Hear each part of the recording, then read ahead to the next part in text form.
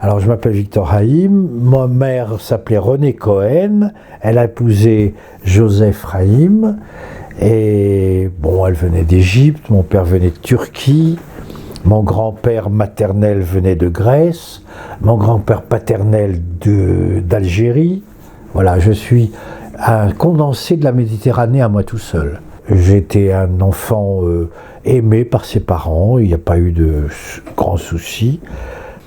J'avais mon univers, et puis surtout, on m'a toujours reproché, j'ai toujours entendu, dès l'école primaire, « Ah, le petit Victor, vous avez trop d'imagination. » Comme si on pouvait dire ça à quelqu'un, trop d'imagination. C'est pas un défaut, l'imagination. Einstein a dit, l'imagination est plus importante que le savoir. Hein? Donc, moi, j'ai vécu que de ça. Mais quand vous êtes très imaginatif, vous ne suivez rien de ce que dit le professeur au lycée, rien de ce qu'on vous raconte, rien de ce qu'on veut vous apprendre, vous êtes toujours ailleurs. Et c'était ça d'ailleurs sur mes bulletins. L'élève Haïm est ailleurs. Où? Ça, ils ne savaient pas, moi je savais, dans mon univers à moi. J'étais à Nantes au conservatoire à 17 ans, et j'en suis parti à 2 ans après, sans diplôme, sans rien du tout, écœuré par le métier d'acteur, en disant c'est pour tout le monde sauf pour moi. Je me suis fourvoyé à mon idée. Et puis après, je me suis aperçu qu'il fallait travailler comme dans tout, et qu'il fallait surmonter ses inhibitions, ses appréhensions, et être bien sur scène. Et puis après, j'ai joué mes pièces, donc j'ai montré que j'avais surmonté ça. J'ai toujours le trac, je suis un grand traqueux, mais je sais comment jouer mes pièces. Et je peux même être assez bon dans mes pièces, de temps en temps, quand je me donne du mal. Mais au début, c'était épouvantable. J'étais pas le plus mauvais acteur de France, j'étais le plus mauvais acteur du monde. C'est vrai, c'était effrayant. Comme ça, peureux, sachant pas quoi faire de mes mains, comme disent toujours les amateurs. Où je veux mes mains? Je lui dis, t'occupe pas de tes mains, ça viendra tout seul. Enfin voilà, c'était des choses qui m'ont un peu retardé. Mais j'ai pas été acteur, et puis j'ai eu le goût d'écrire des pièces de théâtre en fréquentant Musset, Molière, Beaumarchais, Goldoni et les autres. Je me suis dit, qu'est-ce que c'est beau les pièces, c'est dur, mais je vais écrire des pièces. Je me suis mis à écrire à peu près à 20 ans. Je suis venu à Paris. Alors, l'expression qui est très exagérée par beaucoup de gens, crever de faim, eh ben j'ai crevé de faim à Paris. Voilà. J'ai fait plein de métiers, j'étais manutentionnaire chez un commerçant qui vendait des bas, j'étais représentant en machine à écrire, représentant en vin, que je n'avais pas goûté, je détestais le vin. J'étais vendeur de moto très peu de temps, parce que je me suis engueulé avec le patron. Ensuite, je suis resté chez Citroën comme enquêteur commercial. J'ai fait 36 métiers pour manger. Parce que il fallait manger, quoi. J'avais pas de parents qui étaient rentrés à Nantes et qui me disaient dès que tu as un peu de travail, tu nous envoies un peu d'argent, quoi. Ils se rendaient pas compte. J'étais en train de crever de faim, je vivais pas, je mangeais pas. Mais j'avais une vie à Montmartre. Un cousin m'avait trouvé un petit studio à Montmartre où il n'y avait pas l'eau, pas l'électricité, pas le gaz, rien. C'était sur le palier. Les toilettes étaient sur le palier aussi.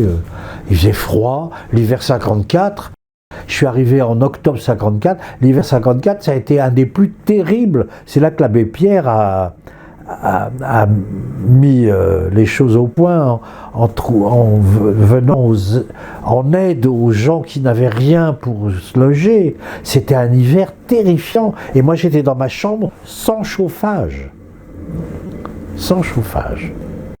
C'était très très dur.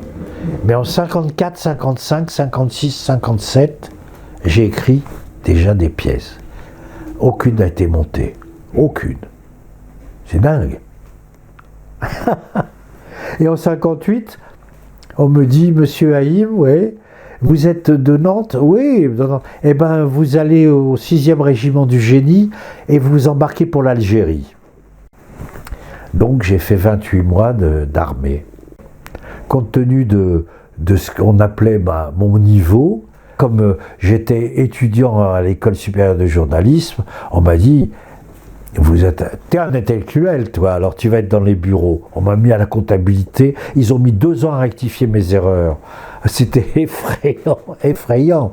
J'avais horreur de ça, fallait que j'aligne des chiffres. Je compte à mon âge, je compte encore sur mes doigts, c'est pour vous dire. En 63, j'ai rencontré un homme qui s'appelait Pierre Wald et qui était l'assistant de Charles Dulin, donc un grand personnage de théâtre. Il avait un cours et il avait dit à ses élèves, écoutez, vous avez bien travaillé Molière, Racine, Corneille, tous les grands classiques, on va essayer de monter une pièce d'un auteur nouveau, il faut trouver une pièce d'un auteur nouveau. Ils ont été, à l'époque ça s'appelait les Arts et Lettres ou quelque chose comme ça s'appelait pas le ministère de la Culture, je crois pas. Et ils ont vidé une armoire, ils ont lu 150 ou 200 textes, et ils ont trouvé un texte de moi, qui s'appelait La peau du carnassier, et ils ont monté ça avec un débutant qui s'appelait Gérard de Sarthe, qui est devenu le plus grand acteur de théâtre français. Mais c'était drôle quand même, parce que ce bonhomme, il m'a dit, il me tutoyait, mais il me disait, tu as du talent, il faut que tu travailles, Victor, et puis tu vas faire des bonnes pièces. Et il a monté ma 2e pièce. Il a monté d'abord La peau du carnassier, que j'avais écrite quand j'avais 19 ans, 20 ans, et ensuite il a monté Mourir en chantant, que j'avais écrit en Algérie. Et là, j'ai commencé à intéresser un peu les gens de théâtre. J'ai joué une pièce que j'avais écrite, et c'est la première fois que j'ai joué. J'avais écrit la pièce à la demande de Michel Bouquet. Excusez du peu. Il me dit, Victor, tu m'écris une pièce, je te la jouerai. J'écris la pièce, il me dit, c'est formidable, je te la joue. Je vais au théâtre de Poche, je dis, il y a Michel Bouquet qui veut jouer ma pièce. Et ils me disent, mais tu plaisantes, Victor, on ne peut pas payer Michel Bouquet, on ne peut pas dire à Michel Bouquet de venir au théâtre de Poche. Alors je dis, mais ma pièce, elle est écrite, il y a un très beau rôle. Il y a le rôle d'Isaac qui est magnifique. Étienne Bierry a ce mot qui m'a marqué, qui est resté gravé en moi, en lettres d'or, si je puis dire. Il m'a dit, Victor, on monte ta pièce au théâtre de Poche, on va faire tout ce qu'il faut, on va mettre l'argent qu'il faut, on aura le décor qu'il faut, mais l'acteur qui va jouer la pièce, c'est toi. Et moi j'ai dit, mais j'ai pas joué depuis les années 50, début des années 50, à Nantes. Et il me dit, mais tu vas le faire. Et c'est vrai qu'il m'a pris en main, qu'il a pris comme coach, entre guillemets, parce qu'elle a été l'assistante très très très remarquable de mon travail, c'était Éléonore Hirt, qui était la femme de Michel Piccoli. Mais déjà, je crois qu'ils étaient divorcés déjà en 1976. Et elle m'a dit, Victor, tu vas être formidable dans le rôle. Tu vas être formidable. Tellement formidable que quand la critique s'est réunie pour donner le prix du meilleur acteur, ils voulaient que ça soit moi. Il y a eu quelques voix pour moi. Pas beaucoup. Enfin, ça m'a fait quand même plaisir, parce que j'étais tout à fait débutant. Et toutes les critiques ont été bonnes. Toutes les critiques ont été bonnes. Alors, on disait que la pièce était bien écrite, touchante, mais ça a pris du temps. Parce que de 63, où je rencontre Pierre Wald qui monte ma première pièce, jusqu'à 77, vous voyez combien de temps ça fait? 77 où je peux dire je suis auteur dramatique. Et non pas comme disait Sacha Guitry, j'ai rencontré un auteur dramatique. Voilà. Bon, ça c'était du folklore. J'ai rencontré Moussa beaucoup plus tard. J'ai rencontré Moussa au moment où j'ai eu un peu les feux de projecteur sur moi, où j'ai joué en 76. Et un jour, il m'appelle, il me dit, voilà, j'ai vu Isaac et la sage-femme au Théâtre de Poche, et j'ai trouvé que vous étiez un acteur formidable, et j'ai adoré la pièce. Il m'a interviewé dans un studio de la Maison de la Radio, je ne sais pas si... Oui, c'était bien la Maison de la Radio déjà. Et puis on a sympathisé. Quand il a fini l'interview, il m'a dit, je vous rappellerai, on se verra. Et puis il m'a tutoyé, il m'a invité au restaurant 3600 fois, il était d'une générosité incroyable. Il m'a présenté Odette, et on s'est vu beaucoup. Mais j'ai été joué par la Comédie Française, on a joué une de mes pièces qui s'appelait Le Rire de David. C'était à l'Odéon, mais produit par la Comédie Française, avec Elisabeth Depardieu, qui jouait la femme et moi l'homme.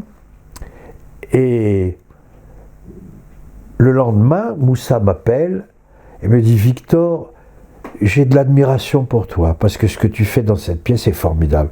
Je lui dis, tu sais, la nouvelle, c'est qu'Edwige Feuillère est venue. Elle m'a laissé un petit mot. Alors, je peux l'encadrer, je peux le mettre dans un coffre-fort, tellement c'est un petit mot formidable, de gentillesse, de générosité, d'enthousiasme. Quand vous êtes acteur comme ça, que vous vous trouvez nul, zéro, tout petit comme ça, par rapport à Bouquet, aux gens que j'admirais, je le pense toujours, cela dit. Mais bon, maintenant j'ai fait des progrès. Vis-à-vis de certains acteurs, je me suis hissé quand même un peu à leur niveau, hein, en ramant un peu, mais je l'ai fait. Quand j'ai joué mes pièces, surtout. Et donc il me dit, je t'admire énormément. Et je lui dis, mais tu sais, Moussa, je suis pétrifié par le trac, quoi. Je n'arrive pas à rentrer en scène. C'est Elisabeth Depardieu et Dominique Ardennes qui étaient là, qui me poussent sur scène. Il me dit, mais tu as tort et tout, mais il me dit, mais ça se sent un peu que tu as peur. Ah, il avait dit une chose qui m'interpelle quand même. Je lui dis, ça se sent, c'est-à-dire, comment? Tu as l'air un peu paniqué. Je dis, mais Moussa, c'est dans le personnage. Il fait un numéro de cabaret avec une très belle femme, qui est Elisabeth Depardieu. Je sais si c'est une belle femme, qui fait un numéro de cabaret, et il est paralysé parce que dans le fond, il y a un client qui vient tous les soirs, pour voir sans doute la belle nana, qui a une petite moustache et une mèche comme ça. Ça se passe à Munich. Donc on est dans un cabaret de Munich, et David, il fait son numéro, il est paralysé, il ne peut plus faire son numéro parce qu'il sent qu'il y a des mauvaises ondes. Alors je lui dis, Moussa, t'as pas compris la pièce, parce que il est paniqué, la panique, je la joue. Il me dit, on peut rien te dire. Je dis, non, ne le prends pas comme ça, tu peux tout me dire, surtout toi, tu peux... Non, je vois que tu le prends mal, clac, il raccroche, et on s'est fâché. Je vous jure que ça s'est passé comme ça. Il était hyper susceptible. Moi, je me sens susceptible, je sais que je le suis, bêtement susceptible. Mais lui, c'était le président du syndicat des susceptibles. On pouvait absolument rien lui dire. Il disait un truc, si on le prenait, il se fâchait. Alors il ne me parle plus. Alors j'ai un téléphone à Odette, je lui dis, écoute Odette, qu'est-ce qui se passe? J'ai écrit une lettre, il ne me répond pas. Il me croise à la Société des auteurs, il fait semblant de ne pas me voir. Il m'en voulait. Il m'en voulait parce que je lui avais dit qu'il n'avait pas compris ma pièce. Alors bon, qu'est-ce que vous voulez faire? J'ai laissé tomber. Et voilà. Il m'a interviewé à propos de Isaac et la sage-femme et de La peau d'un fruit. La peau d'un fruit qui était une pièce montée par Jean-Paul Roussillon. Ça vous dit quelque chose? Cet homme qui parlait comme ça et qui ne s'entendait pas du tout avec Étienne Bierry. J'ai ce souvenir, je le raconte toujours parce qu'on croit que je l'invente tellement c'est drôle. Je dis à Jean-Paul Roussillon, il buvait beaucoup, il buvait après les répétitions. Alors je lui dis, ça marche comment la répétition? Il me dit, oh, pas bien du tout, monsieur Aïma. Je dis comment ça pas bien? Ah ben ça se passe pas bien parce que ça n'est pas bon, ça n'est pas bien joué comme je le souhaite. Ah je dis mais alors ça va être un échec. C'était à 8 jours de la générale ou 10 jours. Je dis ça va être un échec. Oh pas du tout monsieur Haïm, ça ne sera pas un échec, ce sera un désastre. Et il n'avait pas tort, ça a été un désastre. J'ai travaillé avec Jean Lariaga, Robert Poudérou, Jean-Paul Allègre, qui est monté régulièrement par toutes les troupes amateurs. Il n'a pas été joueur professionnel, mais c'est un bon auteur. J'ai connu des auteurs, j'ai fait des lectures, j'ai animé des soirées où je les mettais en valeur. Ainsi, j'ai pu présenter au public pour la première fois une femme inconnue qui lisait sa pièce avec Pierre Arditi, qui s'appelait Yasmina Reza. J'étais content, après coup, rétroactivement ou rétrospectivement, d'avoir participé à la première lecture de la première pièce de Yasmina Reza, qui est une femme remarquable, intelligente, bonne auteure et sensible et qui a quelque chose à dire et qui l'écrit très bien. Donc je l'admire beaucoup. J'admire Jean-Claude Grimbert, qui est un ami, c'est un frère. Il y a une spectatrice, une fois, qui est venue vers moi, qui m'a dit « Oh, mais on m'a dit que vous étiez monsieur Haïm. Vous êtes monsieur Haïm ?» Je dis « Oui. » Oh, elle voyait Dieu. Et c'est ça. Elle me dit « Je vous admire. J'adore vos pièces. » Moi, je commence à avoir le jabot qui gonfle et les chevilles. Je dis « Ah bon, c'est très gentil, madame. Oh, vous savez, j'ai adoré votre pièce, L'Atelier. » Alors je dis j'aime pas écraser les gens quand ils font une gaffe. Je dis, vous savez, L'Atelier, c'est pas de moi, c'est de Jean-Claude Grimbert. Alors elle fait, oh, c'est pas vrai. Je dis, si, c'est vrai, c'est pas de moi. J'aimerais bien que ce fût de moi, car c'est une pièce remarquable et Jean-Claude Grimbert est un frère pour moi. Ah bon, oh, écoutez, j'ai confondu. Victor Haïm, mais oui, vous avez été joué souvent au Théâtre de Poche, c'est ça? Théâtre de Poche. Il dit, oui.